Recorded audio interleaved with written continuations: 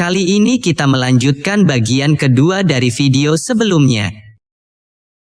Jangan lupa subscribe untuk mengikuti channel kami. Terima kasih pemirsa.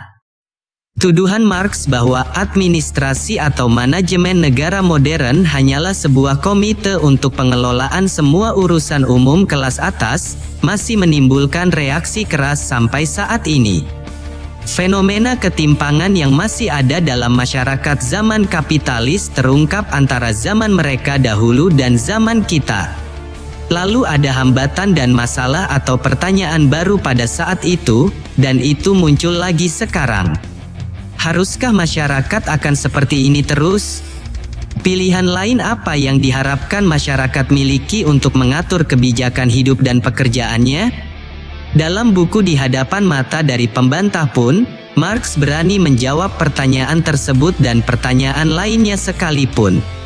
Marx lahir di Trier, Jerman Barat, pada tanggal 5 Mei tahun 1818. Ia dibesarkan di lingkungan yang umumnya makmur dan aman.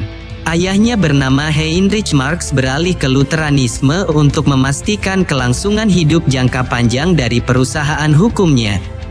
Karena tidak mungkin menjadi orang Yahudi di Jerman, Karl Marx seharusnya meniru ayahnya dalam praktik hukum, tetapi ketika dia belajar di Universitas Bonn kota Berlin, Karl Marx langsung tertarik dalam filsafat dan politik radikal.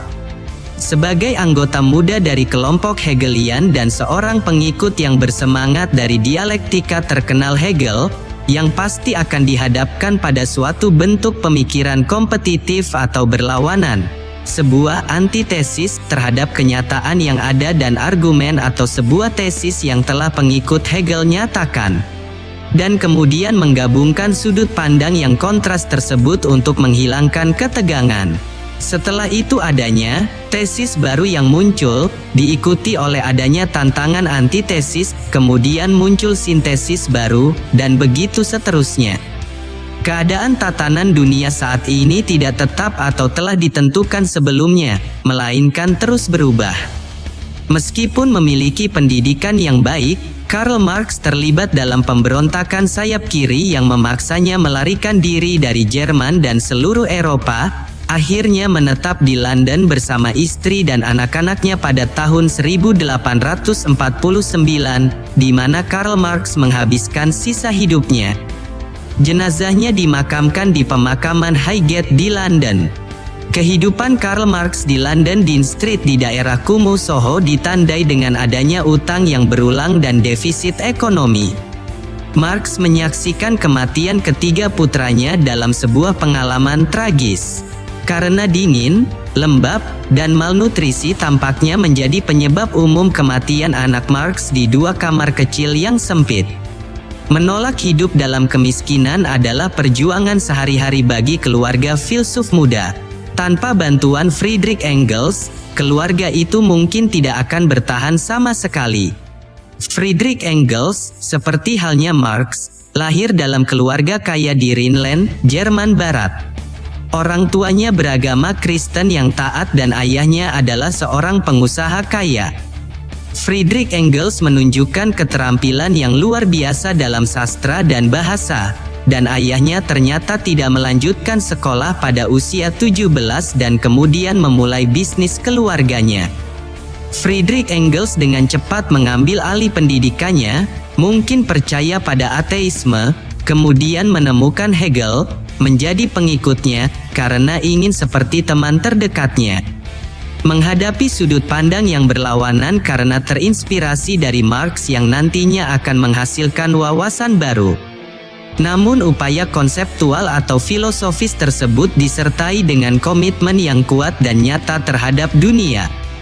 Engels adalah seorang joki kuda dan penari yang luar biasa ketika dia berusia 21 tahun. Tetapi, pada tahun 1841, ia menyerahkan kehidupan mewahnya dan mendaftar di tentara. Orang-orang dengan bercanda menyebutnya sebagai seorang jenderal dan senang bahwa dia telah diberhentikan. Namun, kelas pekerja di Manchester memiliki pengaruh kuat pada Engels. Pengalamannya memungkinkan dia untuk menyelesaikan buku penting pertamanya, Status Kelas Pekerja di Inggris. Pengalaman-pengalaman pribadi tentang kemiskinan, serta kesaksian hariannya tentang pertarungan antara kelas pekerja di London dan tempat tinggal Engels yang tercinta di Manchester, tentu saja mengobarkan aspirasinya untuk sebuah revolusi sosial. Engels percaya bahwa dunia baru dapat dibayangkan. Kemudian Marx menyatakan bahwa dirinya bermaksud untuk membentuk aliansi. Pertumbuhan yang tidak terkekang yang disebut free development dari setiap individu adalah prasyarat bagi perkembangan bebas semua orang.